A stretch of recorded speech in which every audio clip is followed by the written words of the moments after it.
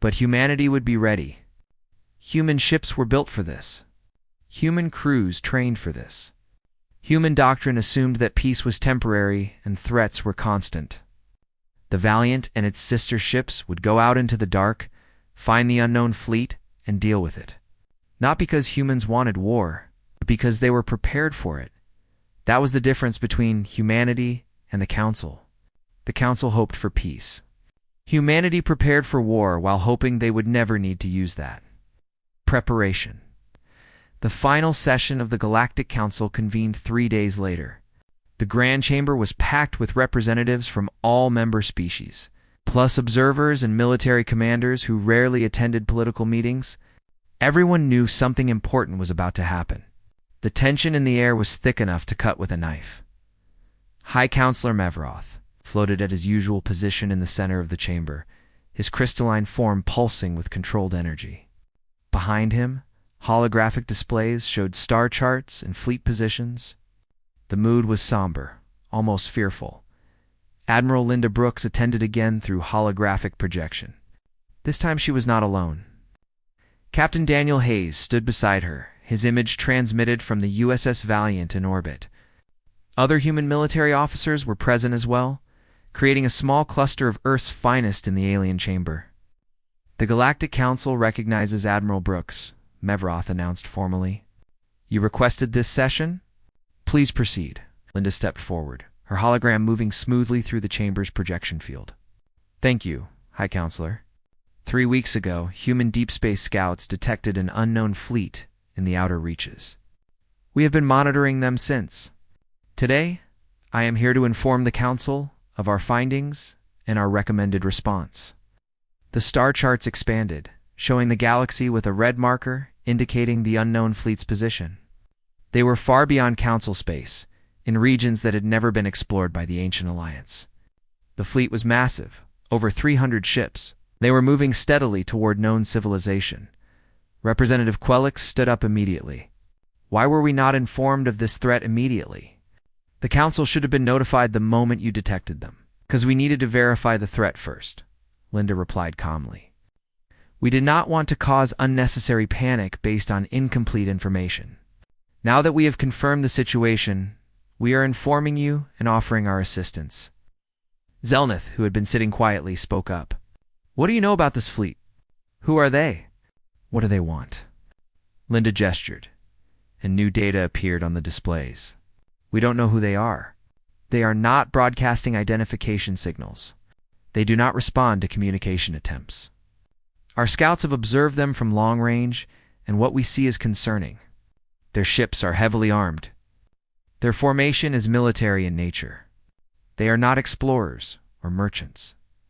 This is a war fleet. The chamber erupted with noise. Fear spread through the representatives like wildfire. Some species had legends of ancient invaders from beyond known space. Others worried about pirates or raiders on a massive scale. None of them had military forces capable of facing 300 warships. Outer, Mevroth called out. Admiral Brooks, what is your assessment of their intentions? Unknown, Linda admitted. They might be explorers who simply do not respond to our communication protocols. They might be refugees fleeing some disaster. Or they might be an invasion force. We cannot know until we make contact, which is why I am here. She paused, letting the tension build. Humanity is prepared to intercept this fleet and determine their intentions. Captain Hayes will lead a task force to investigate. If the unknown fleet is peaceful, we will welcome them.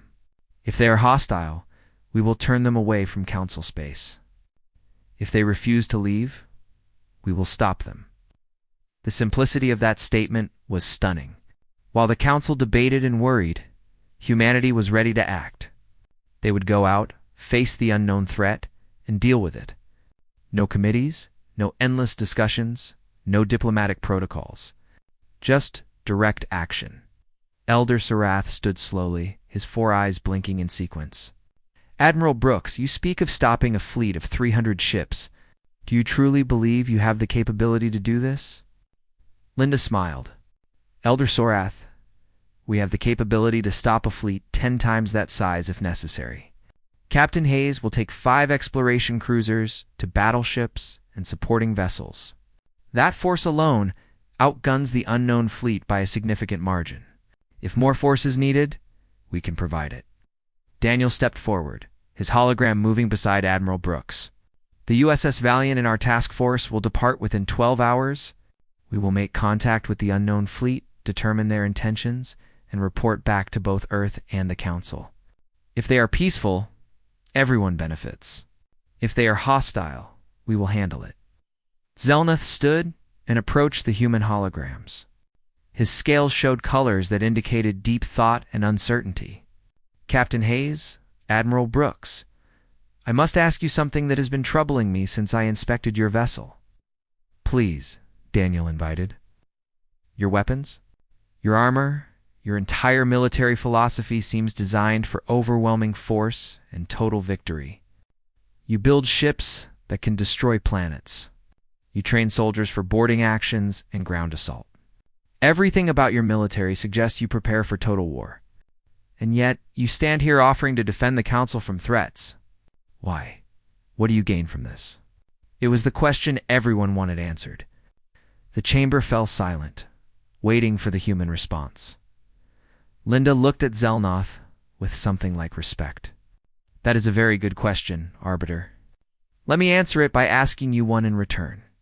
Why do you think we built such powerful ships? Zelnoth hesitated. To conquer?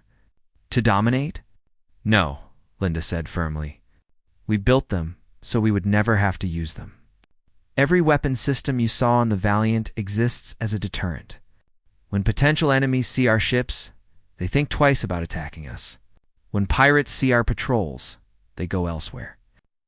Our strength prevents conflict, it does not cause it. She gestured at the star chart showing the unknown fleet. But sometimes strength is not enough to prevent conflict. Sometimes threats emerge that do not care about deterrence. When that happens, someone needs to be ready to fight.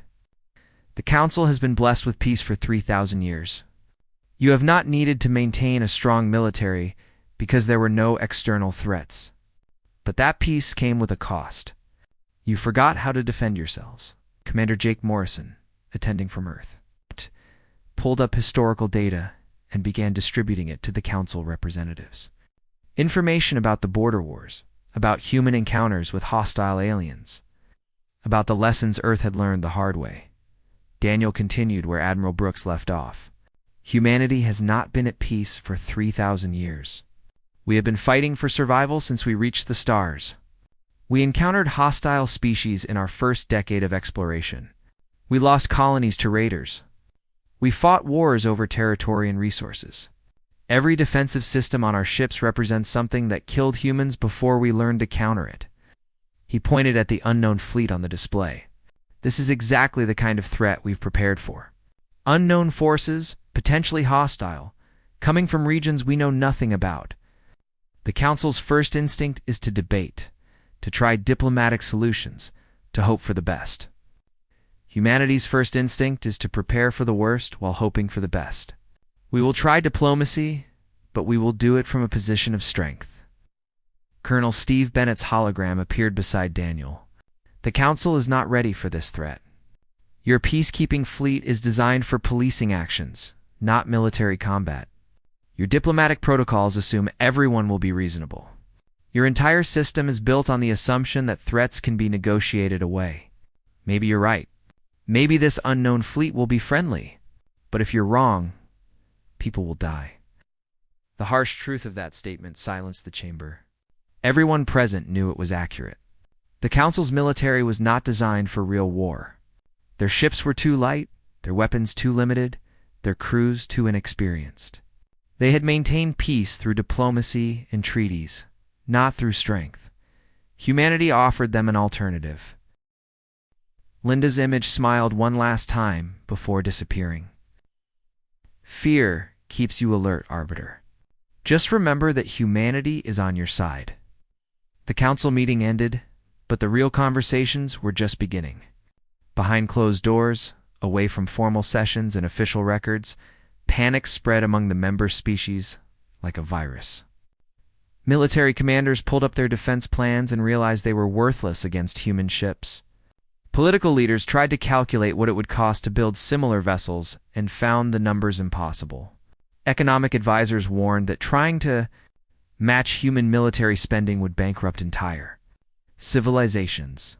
The Council's system of peace, through limitation, had worked for 3,000 years because everyone played by the same rules. Every species agreed to caps on ship sizes, weapons, yields, and fleet numbers. The system was carefully balanced, maintained through treaties and mutual trust. No one species could dominate because everyone was kept roughly equal in military strength. Humanity had entered the galactic stage following completely different rules. On the USS Valiant, Captain Daniel Hayes shared drinks with his senior officers while they waited for new orders. The ship's mess hall was quiet, most of the crew having gone to their quarters after a long day.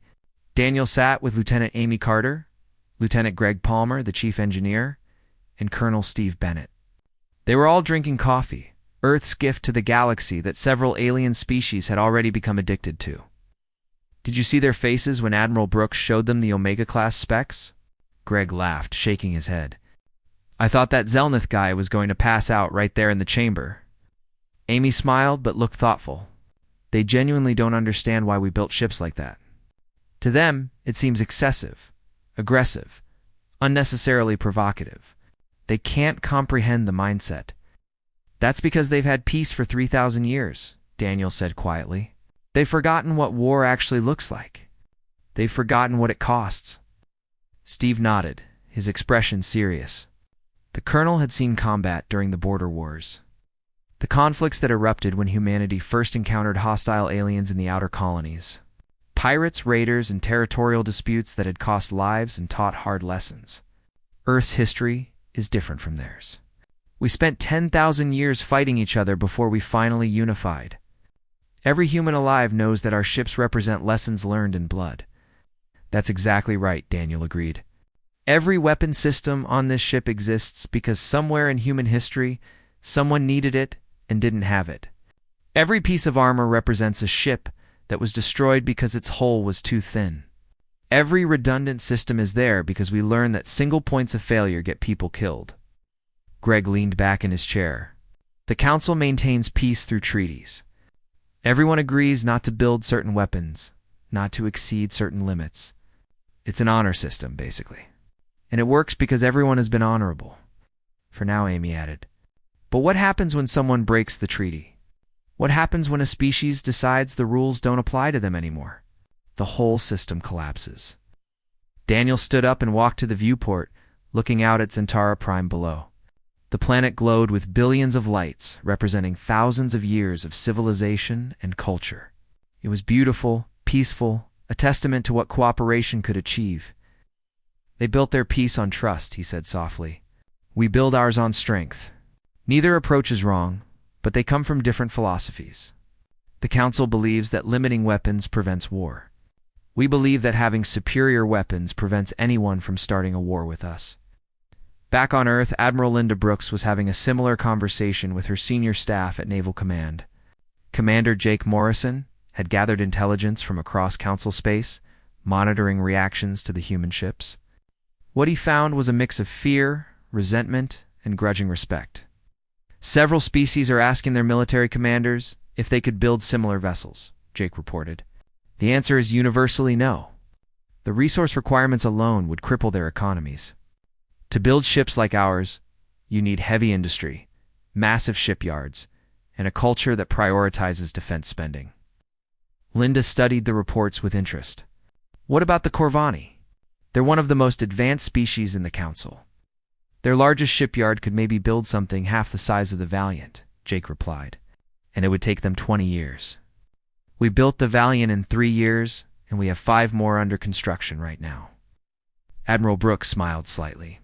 Because we planned for this. When humanity developed faster than light travel 200 years ago, we knew we would eventually meet other species. We knew some of them might be hostile. So we spent 2 centuries building the infrastructure to defend ourselves. While the Council species assumed everyone would be peaceful, Jake finished. Because that was their experience, Linda said. You have to remember, Most of these species developed spaceflight and immediately found the Council. They were welcomed into a peaceful organization with established rules. They never had to fight for their place in the galaxy. Humanity is different. We reached the stars on our own, explored on our own, and encountered threats on our own. We learned to rely on ourselves. In a private meeting room aboard a Council space station, High Arbiter Zelneth met with a small group of representatives who wanted to understand humanity better. These were the pragmatists, the ones who realized that fear and anger would not change the situation. If humanity was going to be part of the galactic community, the Council needed to understand what made them different. Elder Sarath of the Velkin Union spoke first. His species were philosophers and diplomats, known for their wisdom and patience. Help us understand, Arbiter. You've spent time aboard the human ship. What did you learn about them? Zelnoth's scales had returned to normal colors, but his voice still carried tension. They are professional, disciplined, and completely confident in their capabilities. They do not boast or threaten. They simply present their strength as a matter of fact. But why such strength? Asked Commander Threx of the Corvani Defense Fleet. What do they fear that requires such overwhelming force? Everything, Zelneth replied, and that is what we fail to understand. They do not fear specific threats. They prepare for unknown threats. Every system on their ships is designed with the assumption that something unexpected will go wrong. They plan for the worst possible scenario and build accordingly. Sarath considered this. The Council prepares for known threats. We analyze, we calculate, we build what we need for specific situations. The humans prepare for unknown threats by building excessive capability for everything. Is it excessive if it works? Threx asked quietly. The question hung in the air. No one had an answer. Back on the Valiant, Daniel received a private communication request from Admiral Brooks. He took it in his ready room, away from the crew. Linda's hologram appeared, looking tired but satisfied. The Council has accepted us, Daniel. Not happily, but they've agreed to let us maintain our fleet as is. No disarmament demands, no restrictions. That's good news, ma'am, Daniel replied. What's the catch? Linda smiled. You know me too well. The catch is that we need to prove we're not a threat. The Council is terrified right now. They need to see that our ships are for defense, not conquest. How do we do that? By being exactly what we've always been, Linda said. Professional, helpful, and ready to defend those who need defending. Which brings me to why I'm calling. We have a situation developing. Daniel straightened in his chair. What kind of situation? Our deep space scouts have detected a large fleet moving through the outer reaches. Unknown configuration, heavily armed, heading in the general direction of Council space. They'll arrive in approximately 18 months. How large? Current estimates put it at over 300 vessels, Linda replied. We don't know who they are or what they want. But they're not broadcasting any identification signals, and they're not responding to hails. Daniel felt his combat instincts kick in. This was what human ships were built for. Unknown threats, potential danger, the need to be ready for anything. What are your orders, Admiral? I want you to investigate. Take your task force, find out who they are and what they want. If they're hostile, warn them away from Council space. If they won't listen, be prepared to stop them. The Council knows about this. They will in about an hour, Linda said. I'm briefing Mevereth personally. But Daniel, this is important. The Council has been at peace for 3,000 years. They've never faced a real external threat. If this unknown fleet is hostile, they won't know how to handle it. We need to show them that our military strength is an asset, not a threat. Daniel understood perfectly. This was humanity's chance to prove its worth. The Council had accepted human ships because they had no choice. Now humans needed to show why those ships were necessary. We'll handle it, ma'am, Daniel promised. After the call ended, Daniel sat quietly for a moment, thinking about what was coming. An unknown fleet, potentially hostile, heading toward the most peaceful civilization in the galaxy. The Council would panic. They would debate endlessly about proper responses and diplomatic protocols. Meanwhile, the threat would keep coming. Human section, watching the aliens argue among themselves. She had expected fear. She had expected anger. What she hadn't expected was the sheer panic in some of the representatives' voices. "To order," Meverath called out, his translated voice booming through the chamber. "We will conduct this session according to proper protocol. High Arbiter Zelnith will present his findings, and then we will hear from the human representative." Zelnith stepped forward, still showing stress colors in his scales. He had not slept since returning from the Valiant. The responsibility of his report weighed heavily on him. "Honored council members, I have inspected the human vessel, USS Valiant, as directed. What I found exceeds our worst concerns." The holographic displays changed, showing technical specifications. Zelnith explained each system in detail, his voice steady, despite his obvious distress. The weapon systems that could destroy continents, the armor that measured in meters, the reactors that produced impossible amounts of power, the Marines trained for boarding and ground assault. This vessel alone could defeat our entire peacekeeping fleet, Zelnith concluded. And the humans have sent 3 identical ships. According to their own statements, they have dozens more.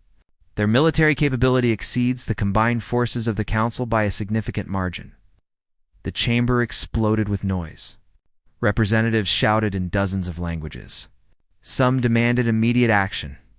Others called for sanctions. A few suggested preemptive strikes before humanity could grow even stronger. Meverath had to call for order repeatedly before the chaos settled. Representative Quelix of the Theros Collective spoke next. His species were warriors by tradition, proud of their military heritage. But even Quelix looked nervous. The human vessels represent an existential threat to galactic peace. They have built a war fleet under the guise of exploration ships. We must demand immediate disarmament, or face the consequences. Others agreed. The debate went on for hours, with speaker after speaker condemning human military buildup. Some suggested blockades. Others proposed economic sanctions. A few nervous representatives suggested maybe talking to the humans first. But they were shouted down by the majority. Finally, Meverath turned to Admiral Brooks. "The Council has heard the evidence, Admiral. Now we will hear your explanation. Why has humanity built such excessive military forces? What are your intentions?" Linda's hologram smiled, and that smile made several representatives uncomfortable. She looked too calm, too confident. Someone facing accusations from the most powerful organization in the galaxy should look worried. Linda Brooks looked amused. "Honored council members," she began, her voice carrying clearly through the chamber. "I believe there has been a fundamental misunderstanding about human military doctrine and capabilities. High Arbiter Zelnith performed his inspection thoroughly and accurately. Everything he reported is correct. However, he inspected the wrong ships." Silence fell over the chamber. Meverath's crystalline form pulsed with confused colors. "Explain yourself, Admiral. What do you mean the wrong ships?" Linda gestured, and new holographic displays materialized throughout the chamber. The Valiant-class vessels are our exploration and patrol cruisers. They are designed for long-range, independent operations in potentially hostile territory. They are heavily armed because they might encounter unknown threats far from support. They carry Marines because ground operations are sometimes necessary. Their armor is thick because we cannot always count on rescue. These ships are built to survive on their own." She paused, letting that sink in. Then the new displays expanded, showing different ships. Bigger ships. More heavily armed ships. Ships that made the Valiant look small by comparison. "These are warships," Linda continued. "The Vengeance-class battleships. The Titan-class carriers. The Omega-class siege dreadnoughts. We haven't brought any to Council space because, frankly, we saw no need for them." The specifications that appeared made representatives gasp. The Vengeance class measured 1 kilometer in length and massed over 2 million tons. The Titan class were even larger, designed to carry fighter wings and assault forces. But the Omega-class dreadnoughts were the real monsters. 2.5 kilometers long, bristling with weapons batteries, carrying enough firepower to bombard planets from orbit. The chamber erupted again, but this time with pure terror. Representatives who had been demanding human disarmament now looked like they were reconsidering that position. If the Valiant was just a patrol cruiser, what would happen if humanity actually sent its real warships? Zelneth had gone completely still, his scales showing colors that his species displayed only in the face of mortal danger. Why? He managed to ask. Why would any peaceful species build such monstrosities? Linda's expression grew serious. Because humanity learned a hard lesson in our history, Arbiter. We learned that hoping for peace, while being unprepared for war, is a recipe for extinction. We build these ships so we'll never need to use them.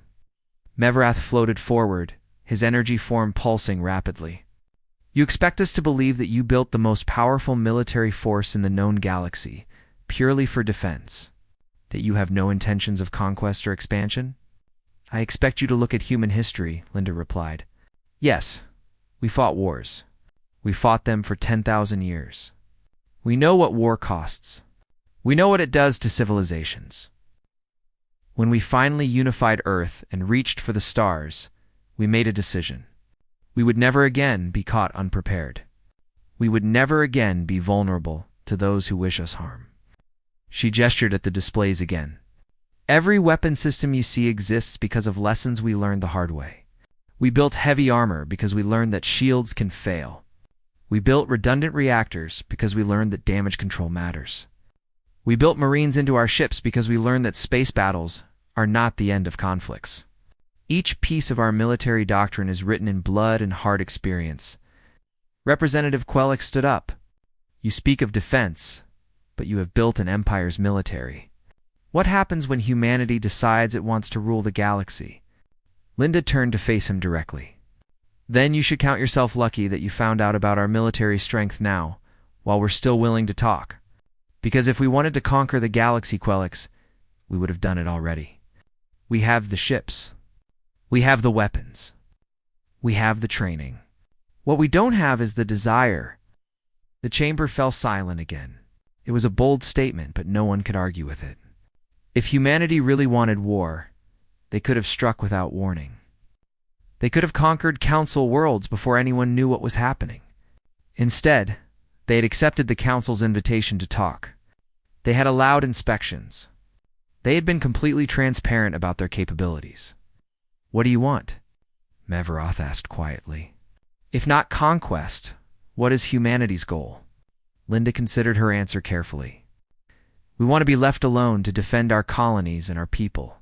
We want fair trade and open communication with other species. We want to explore the galaxy and learn from those we meet. And yes, we want to maintain a military strong enough that no one ever thinks about testing us. She looked around the chamber, meeting the eyes of representatives from a dozen species. The Council has maintained peace for 3,000 years by limiting military buildups. That's admirable. But your system only works if everyone agrees to follow the rules. What happens when someone doesn't? What happens when a species decides your treaties don't apply to them? It has never happened, Mevrath said, yet Linda corrected. It has never happened yet. But the galaxy is bigger than Council space. There are species out there you've never met. There are threats you've never faced. Your peace has existed in a bubble of mutual cooperation. Humanity exists in a different reality, one where we prepare for the worst while hoping for the best.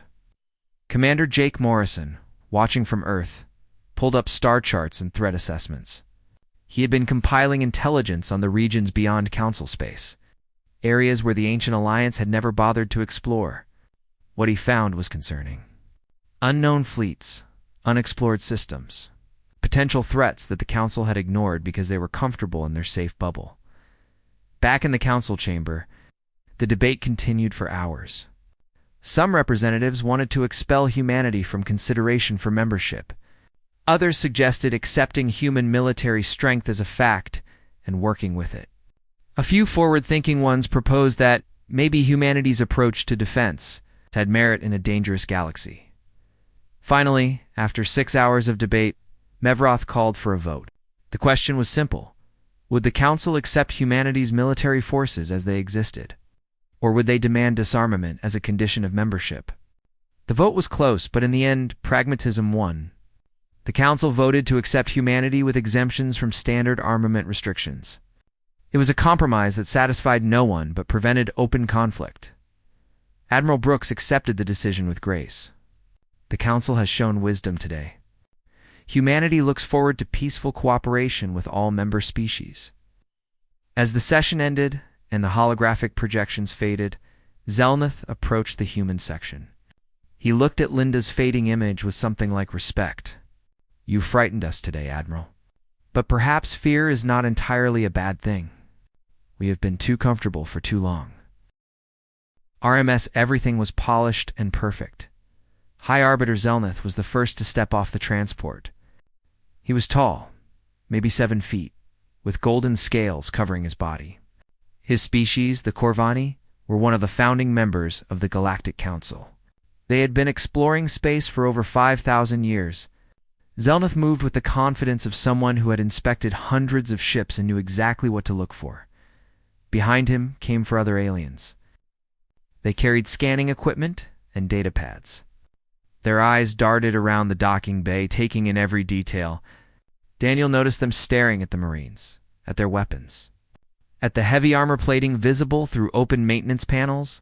"Captain Hayes," Zelneth said, his translator device rendering his clicks and hisses into perfect English. "Thank you for receiving us. The Council has authorized a full inspection of your vessel. We will examine all systems to ensure compliance with Galactic Standard Armament protocols." Daniel smiled politely. "You're welcome to inspect whatever you'd like, Arbiter. Lieutenant Amy Carter will escort your team and answer any questions you have." Amy stepped forward and saluted. She had been chosen for this duty because of her perfect knowledge of the ship's systems and her ability to stay calm under pressure. The inspection team followed her out of the docking bay, and Daniel watched them go with a small smile. This was going to be interesting. The inspection started in the reactor section, deep in the heart of the ship. Amy led the aliens through secure corridors, past damage control stations, through blast doors designed to contain explosions. Everything they saw was bigger and heavier than what they were used to. The corridors were wider. The walls were thicker. The whole ship felt solid and powerful. When they reached Reactor Bay 3, one of the alien specialists, a creature named Pelthar, stopped walking and just stared. The fusion reactor was massive, a cylinder of metal and magnetics that rose 3 decks high. Coolant pipes as wide as a man ran in all directions. The power output displays showed numbers that seemed impossible. "This is your main reactor?" Pelthar asked, his voice translator struggling to convey his shock. Amy shook her head. "This is Reactor 3. We have 6 fusion reactors total. Each one produces about the same output." Zelneth made a sound that the translator couldn't process. He walked around the reactor, studying it from all angles, checking his scanning equipment repeatedly. "This single reactor produces more energy than our entire battle fleet combined," he finally said. "We need the power for the weapon systems and the shields," Amy explained calmly. "Also for the magnetic drives and the life support. The Valiant is designed for long-duration missions, far from support. We need redundancy in everything." The inspection team spent 2 hours in the reactor section documenting everything they saw. Then Amy led them to the weapons bay. That's when things got really interesting. The main weapons bay was enormous, taking up 3 entire decks. Rows of magnetic acceleration cannons lined the walls, each one 50 meters long. Ammunition storage containers held thousands of rounds. Automated loading systems moved constantly, running diagnostic checks. Everything was clean, maintained, ready for instant use. Zelneth stood in the center of the bay and slowly turned in a circle, trying to take it all in. "Explain these weapons," he demanded, pointing at the closest cannon. Amy walked over and patted the massive barrel. "These are MAC guns. Magnetic acceleration cannons. They use magnetic fields to accelerate projectiles to very high speeds. This particular model fires a 500-kilogram slug of depleted uranium." "At what velocity?" asked another alien inspector. "0.03 light speed," Amy replied. 3% of the speed of light. When it hits something, the kinetic energy is enough to punch through most armor and continue on through the other side. The aliens consulted their data pads, running calculations. Zelnoth's scales had turned a darker color, which Amy had learned meant he was upset or frightened. These weapons are far beyond Council limitations. A single shot could destroy one of our cruisers completely. That's the idea, Amy agreed. We build weapons that work. What good is a gun that can't hurt your enemy? The inspection continued for hours. The team examined the missile batteries, which could launch 100 missiles in 30 seconds. They studied the point defense systems, which used lasers to shoot down incoming threats. They measured the armor plating and were shocked to find it was meters thick in some places. Not the centimeters they were used to, but the real shock came when Amy took them to meet the Marines. Colonel Steve Bennett was running training exercises when the inspection team arrived. His soldiers were practicing room-clearing techniques in the ship's combat simulation area. They wore full combat armor, carried heavy weapons, and moved with practiced efficiency. The exercise involved storming a hostile ship, and the Marines executed it perfectly. Zelnoth watched the exercise with growing alarm.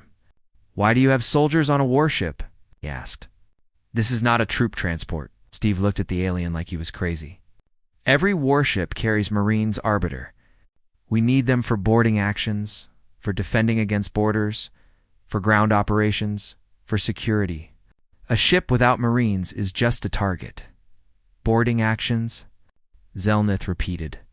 "You plan to board enemy vessels?" "If necessary," Steve confirmed. "Sometimes you need to capture a ship intact. Sometimes you need to rescue hostages. Sometimes you need to eliminate a threat without destroying valuable intelligence. Marines give us options." Inspection teams spent another hour with the Marines, documenting their weapons, their armor, their training. Everything they saw was designed for war. Real war, not the polite conflicts the Council was used to. These humans trained to fight in space, on planets, in cities, in wilderness. They prepared for every situation, every possibility. By the time the inspection ended, Zelnoth looked exhausted. His team had documented everything, but the numbers seemed unbelievable. The USS Valiant carried more firepower than the Council's 10 largest ships combined. Its armor could withstand hits that would destroy any Council vessel. Its reactors produced enough power to run a small city. And this was just one ship. The humans had sent 3 identical vessels. Daniel met with Zelnoth in the captain's quarters before the aliens departed. He offered the Arbiter a drink, which was politely refused. Zelnoth sat down heavily, his scales still showing stress colors. "Captain Hayes, I must be honest with you," Zelnoth said quietly. "I came here expecting to find violations of Council protocols. I expected to find weapons that exceeded our guidelines by small margins.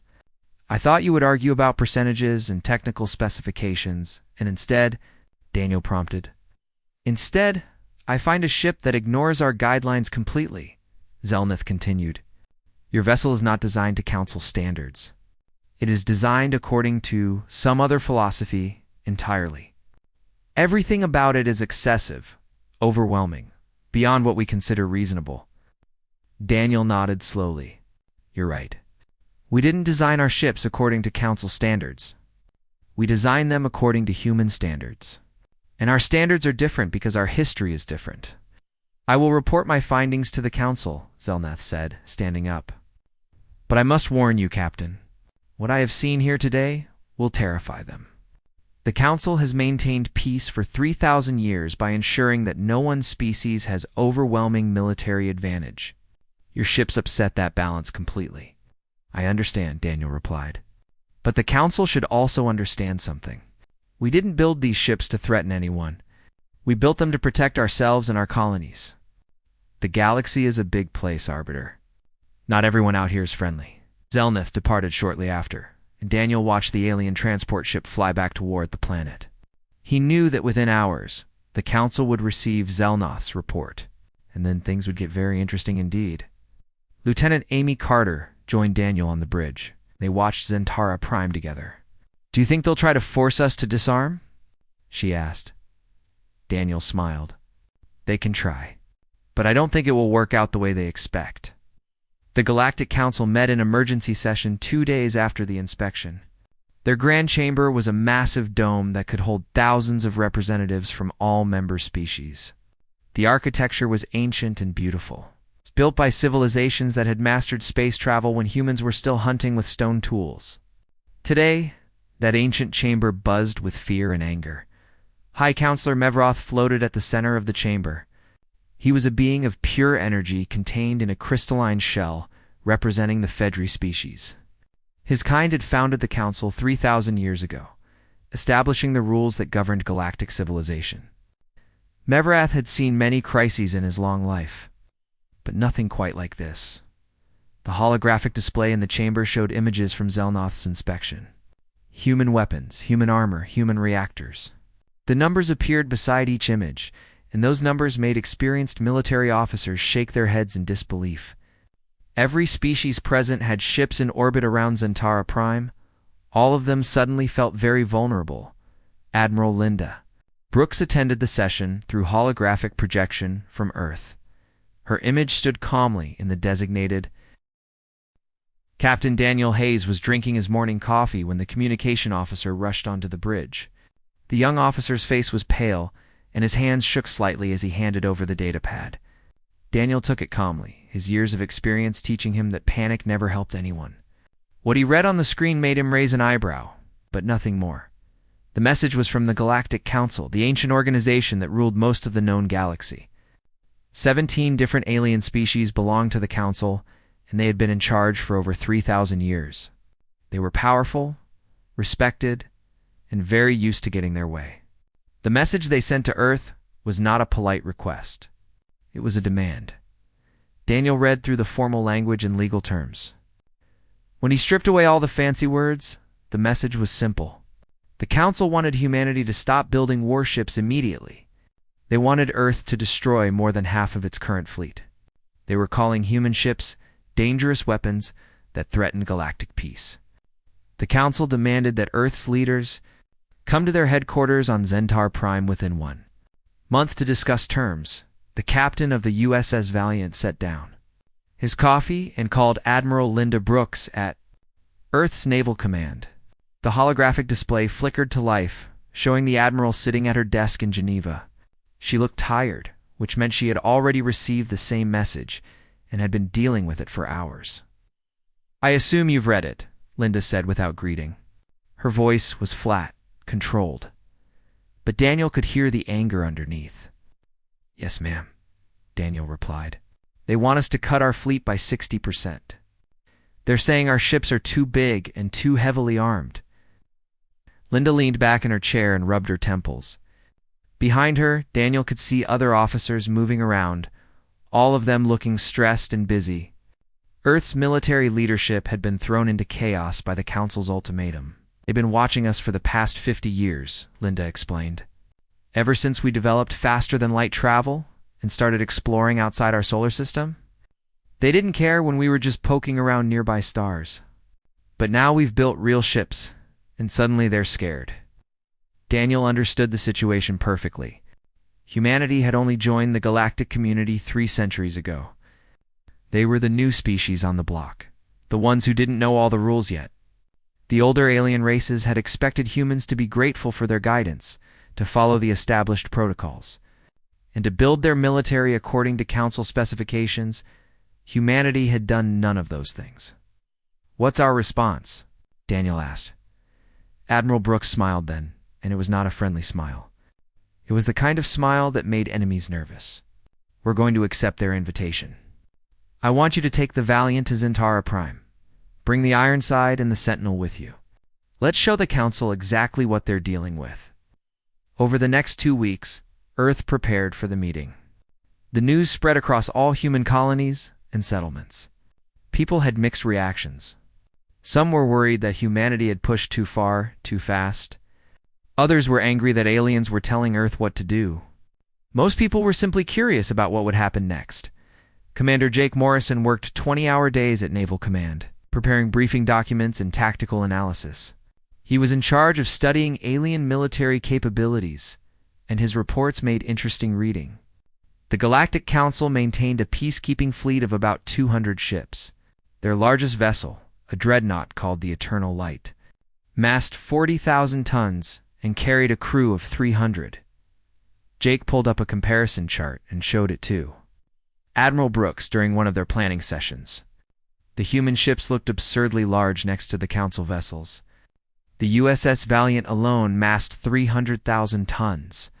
It carried a crew of 2,000 plus 500 Marines. Its weapon systems could destroy a small moon if needed. "They think we're building an invasion fleet," Jake said, shaking his head in disbelief. "They've sent us 16 different messages asking why we need ships this large. They don't understand our design philosophy at all." Linda studied the comparison charts with a thoughtful expression. "They've had peace for 3,000 years. Their ships are built for precision operations, police actions, and showing the flag. They've never had to prepare for a real war." "We have," Jake finished. "Every day of our existence," Linda agreed. "Earth's history is written in blood. We spent 10,000 years fighting each other before we finally unified. We know what war costs.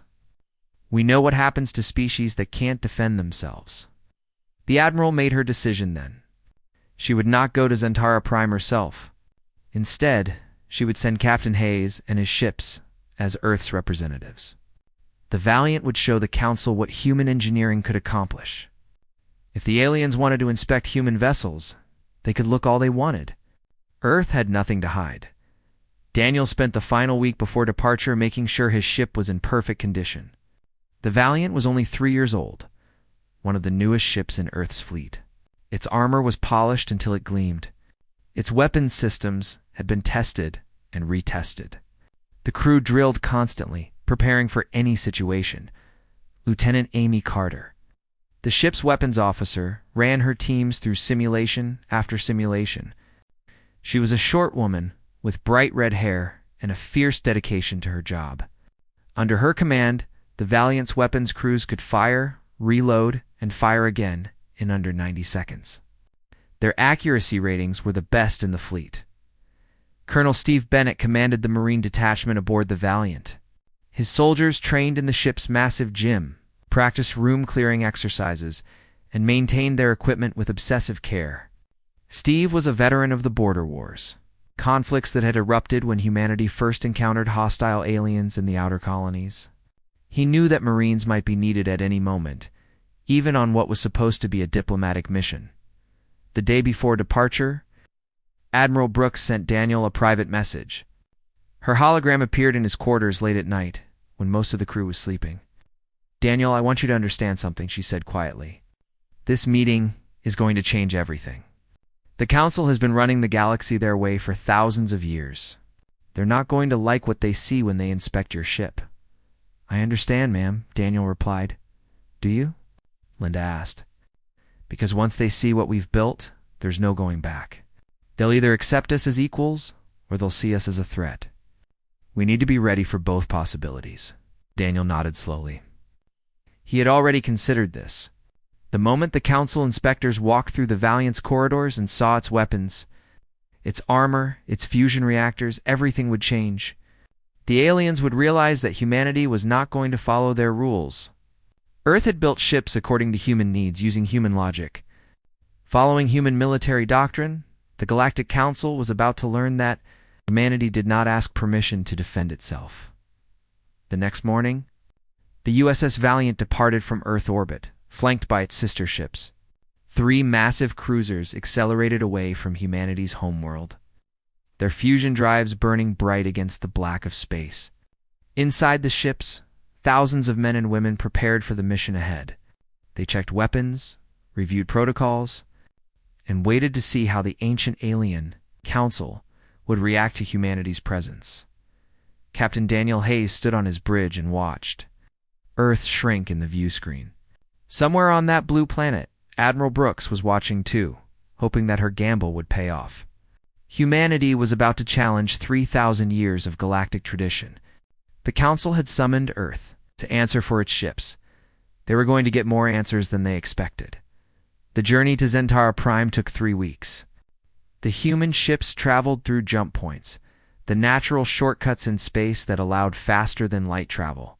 During the journey, Captain Daniel Hayes kept his crew sharp with constant drills and exercises.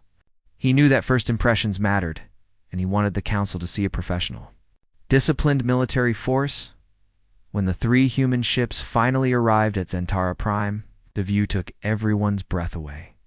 The planet was beautiful, covered in purple oceans and green continents. Massive orbital stations surrounded it like a necklace of metal and lights. Hundreds of ships moved between the stations, representing dozens of different alien species. It was the heart of galactic civilization, and it had stood for thousands of years. The USS Valiant took up position in high orbit. With the Ironside and Sentinel forming a defensive triangle around it, even at rest, the human ships looked dangerous. Their dark gray armor absorbed light instead of reflecting it. Their weapon ports were clearly visible. Anyone who looked at them could tell these were not merchant vessels or exploration ships. These were warships built for combat. Within an hour of arrival, Daniel received a message from the council. High Arbiter Zelnith, leader of the inspection team, requested permission to come aboard. Daniel granted it immediately. He wanted the aliens to see everything. Earth had nothing to hide. The transport ship that brought the inspection team was small and elegant, typical of council design. It docked with the Valiant's port airlock, and Daniel waited in the docking bay with full honors. Marines in dress uniforms stood at attention. Officers wore their best uniform. Let the humans investigate. Let the humans make contact. Let the humans take the risk. Mevrath floated in silence for a long moment, his crystalline form pulsing with complex colors. When he finally spoke, his voice was heavy with the weight of responsibility. The Council accepts humanity's offer. Captain Hayes, you are authorized to intercept and investigate the unknown fleet. You will report your findings to both Earth and the Council. If conflict becomes necessary, you are authorized to defend Council space. Daniel saluted formally. Understood, High Counselor. We will not let you down. As the session broke up, Zelnith requested one final meeting with Captain Hayes. They met in a private communication room, hologram to hologram, before the Valiant departed. Captain. I want to apologize, Zelnith said quietly. When I first boarded your ship, I was terrified. Your weapons, your armor, your entire philosophy of warfare seemed barbaric to someone raised in our peaceful civilization. I could not understand why anyone would build such destructive capability. And now? Now I understand something fundamental, Zelnith replied. You do not laugh at our challenge because you are warlike or aggressive. You laugh because you know something we forgot long ago. Peace is not the absence of the capacity for war. Peace is having the capacity for war and choosing not to use it. Daniel smiled. That is exactly right, Arbiter. Every weapon on the Valiant exists, so we will not have to use it. Every armor plate is in place, so we will not be tested. We are not looking for a fight, but we are ready for one if it comes. Always ready, Zelnith said softly. That is the human way. Always ready, Daniel confirmed. Within hours, the USS Valiant and its task force departed Zentara Prime. 7 massive human warships accelerated away from the peaceful heart of galactic civilization, heading toward the unknown threat in the outer reaches. Their crews were prepared, their weapons were armed, their systems were at peak readiness. The Council watched them go with a mixture of relief and fear. Relief that someone was dealing with the threat. Fear about what it meant to rely on such overwhelming military power. Admiral Linda Brooks watched from Earth as her ships jumped too faster than light speeds and disappeared. Beside her, Commander Jake Morrison voiced what many were thinking. Do you think they finally understand us? Linda considered the question while watching the empty space where her fleet had been. I think they are starting to. They have lived with the luxury of peace for so long they forgot that someone has to be ready to defend it. Maybe that is humanity's role in the galaxy. Not as conquerors or warriors, but as the ones who remember that peace requires strength. She smiled then, the same amused expression she had worn when the Council first issued their challenge. Besides, it is hard not to laugh when someone threatens your warships without realizing they are looking at your taxicabs. Jake laughed at that, and across Earth's military command centers, the sentiment was shared. Humanity had not built its fleet to challenge the galaxy. They had built it because that is what survivors did. They prepared, they adapted, and they made sure that when challenges came, they were ready to laugh in the face of danger, not because they were fearless, but because they knew fear and had prepared for it anyway. The Galactic Council had challenged human warships and received a lesson in human nature. Humanity did not need to boast or threaten. Their ships spoke for themselves, and their philosophy was simple. Hope for peace, prepare for war, always be ready to protect those who cannot protect themselves. That was the human way, and the galaxy was just beginning to understand what that meant in the darkness between stars. The USS Valiant and its task force raced toward the unknown fleet. Whatever they found out there, whatever threats emerged from the void, humanity would face it the way they always had, with courage, with preparation, and with overwhelming force held in check until absolutely necessary. The Council could debate the morality of such power. The aliens could fear human military strength. But when the time came to face the unknown, everyone would be grateful that someone was ready. Humanity was ready. They were always ready, and they would not stop laughing at those who underestimated what that readiness meant.